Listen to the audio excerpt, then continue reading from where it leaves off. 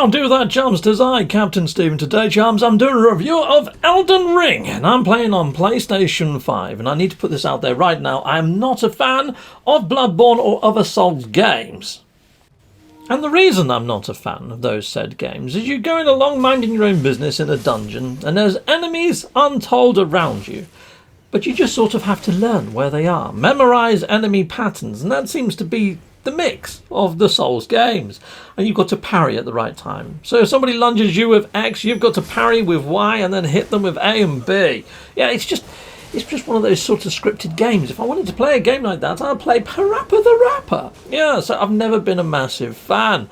And this still has elements of that. So you can see that I got eaten alive by a little mini packet of rats. Now that I know that they're there, I can call in my wolf pack, yes, because you can summon ghosts into this game, which is pretty darn cool. Ghostbuster fans, eat your heart out. Take that rat into the frickin' face before he morphs into Splinter and gets a gang of frickin' turtles. Yeah, take that, you. Yeah, you're dead, you frickin' little ratty scutter. And you, have some magic to the face.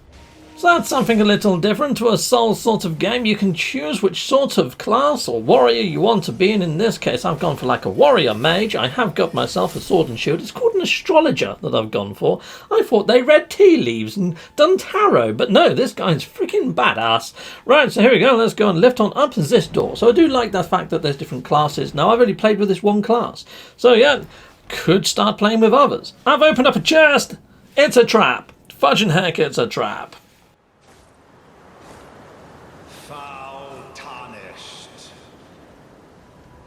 In search of the Elden Ring. Emboldened by the flame of ambition. I really like the character designs. I really enjoy these cutscenes, and the level of ambience on this game is freaking ramped to the nines. Really liking what I'm seeing. Oh my days, you just Jackie Chanders. That little old guy's got freaking moves.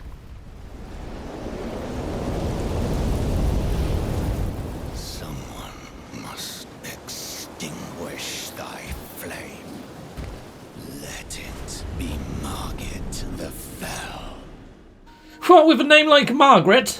I know it's Margaret, but yeah, I don't know. Is that really a warrior's name? Don't know. Anyhow, we're going at it. Right, so he's got shurikens. Is that fair? Well, I've got myself a rot dog ghost. So every time my rot dog ghost starts biting the heck out of people, it inflicts rot. So I'm hoping to rot his soul and slowly do him damage. It's just like poison, basically, people. Maybe it's a bit of a way to cheese the enemy, but that's what I love about this game.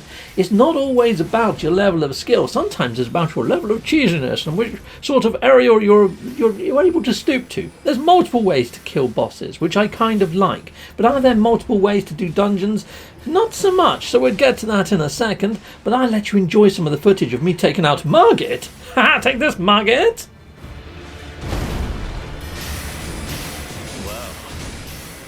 Thou art of passing skill. Warrior blood must truly run in thy veins. Tarnish.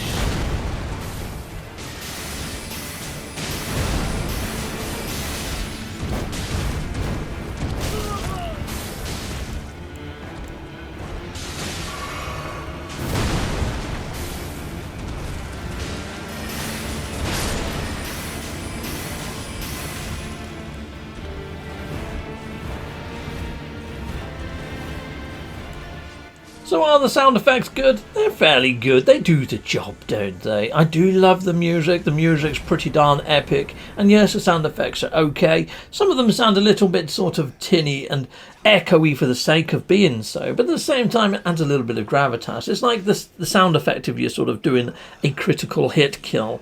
After you've done a heck of a lot of them, it gets a little bit jarring. And the fact that there's only really one critical hit that you can do for a massive swathe of the game is a little bit repetitive too. So yeah, but then again, you can mix it up with spells and other sorts of things like Ashes of War and make it more interesting. So there is that. And I do like the levelling up system. The levelling up system is very much like playing D&D with rolling of dice and stuff and allocating of skill points and watching how that's going to affect things. And that sort of has bearing on which weapons you can carry and all sorts of other shenanigans. So yes, D&D fans and those that love those sorts of stat sheets and dice rolling shenanigans, I think are going to love Elden Ring for that reason. Now, although the world is very sort of open and not so much like Bloodborne and the other Souls games, you are going to get into smaller confined areas when you go to castles and dungeons and caves that are enclosed and very much in keeping to those old style of game. So if you didn't like the whole thing of having to fight against pretty damn hard, gnarly, evil gitbags and get killed, and then have to go all the way through the dungeon, all the way through the cave to get back to that guy that freaking killed you over and over again, that's going to happen. It's going to happen freaking often. And when it does, they're usually standing over you going like at it, and it's like, yes, I'm freaking dead, leave me the fudge alone. And then you've got to run the whole freaking thing again, all the way through the caves, go past all the guys that you managed to kill before, and sometimes, you know, you forget someone's in a corner of the room and they get a cheeky hit and you're like, great, that's just reduced my chances. It's frustrating as fudge. I'm not going to lie, it's going to do your freaking head in. If you're not a fan of the previous Souls games because of this reason is still inside of these games.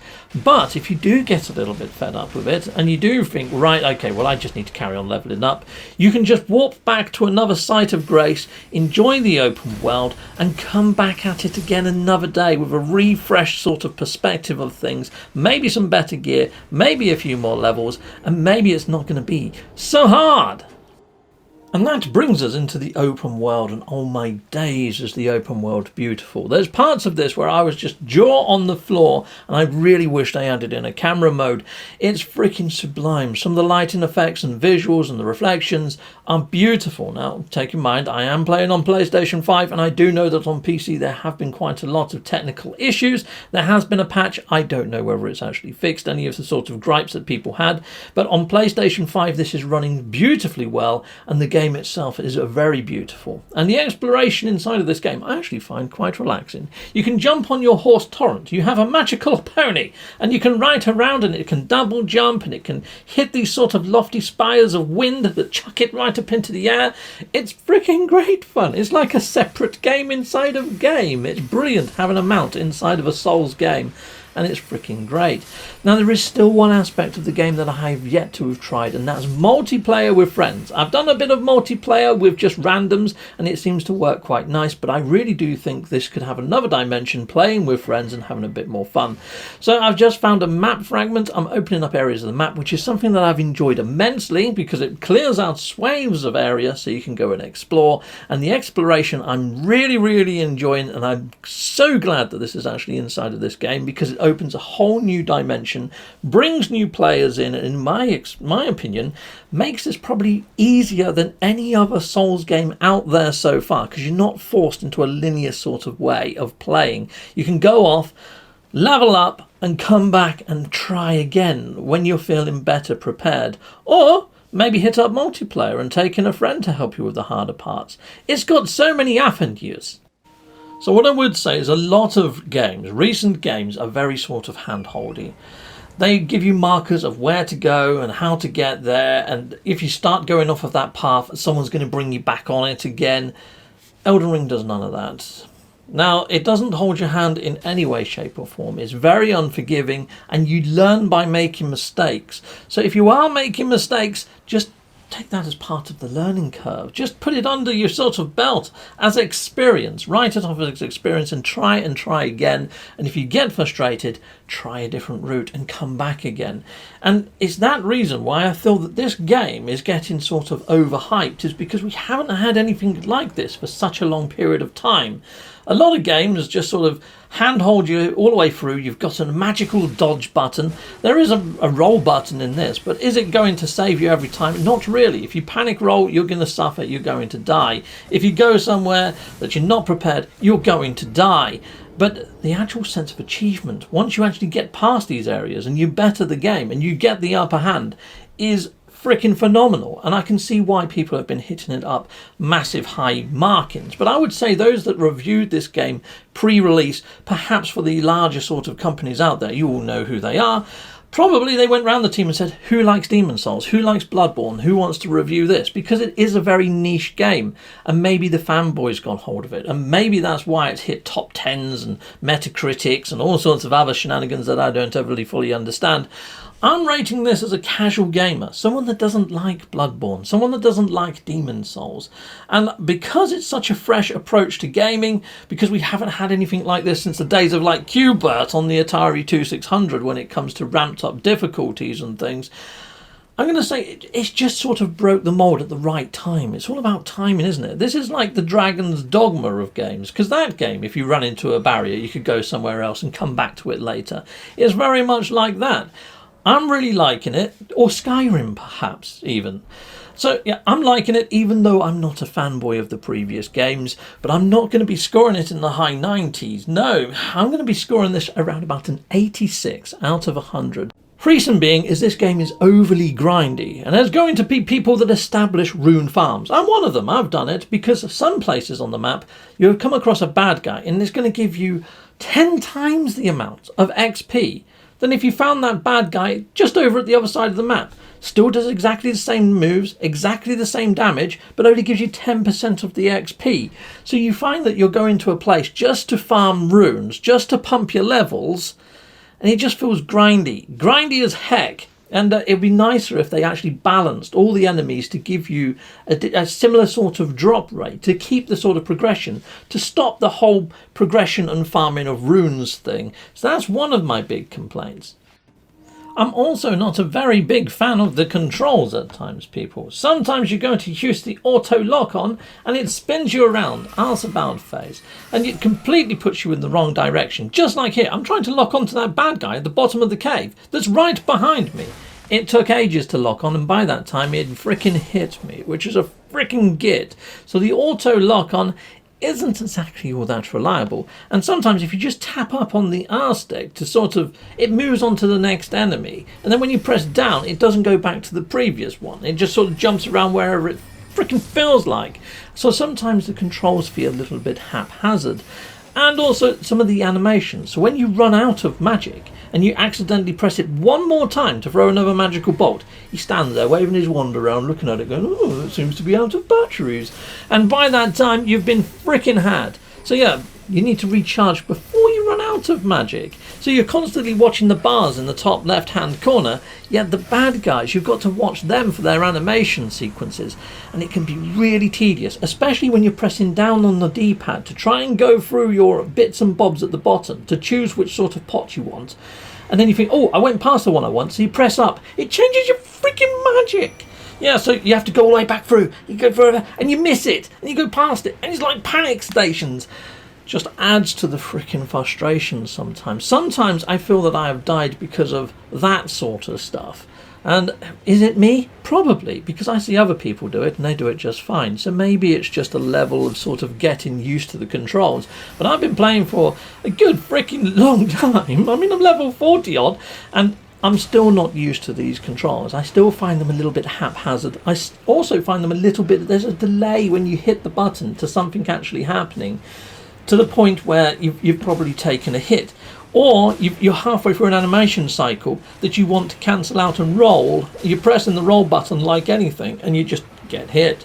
It's not as responsive as I would like to have thought it would be for such a high sort of paced, intense game, and sometimes it feels that the controls are working against you.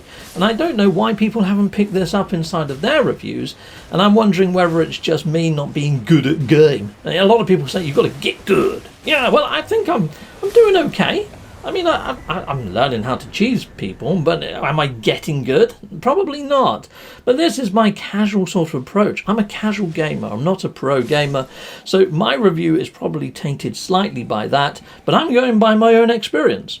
I'm not a fanboy of previous Souls games, and I would not rate those all that high. So to get an 86 from a person that doesn't like the Souls games is a bloody good score. So I'm giving this an 86 out of 100. I am enjoying it, but other elements of it frustrate the pants out of me. Till next time, goodbye, and goodbye again. Well, thank you very much for watching. If you like what you see, please hit a like and a subscribe, and I'd like to say a massive, great big thank you to all of my backers over on Patreon and over on YouTube membership. Thanking you, backers. And if you want to support this channel, just don't skip the adverts. That throws revenue down my avenue. Or yeah, just stay with Captain Steve that little bit longer and hit something on this screen. There's merch here now too.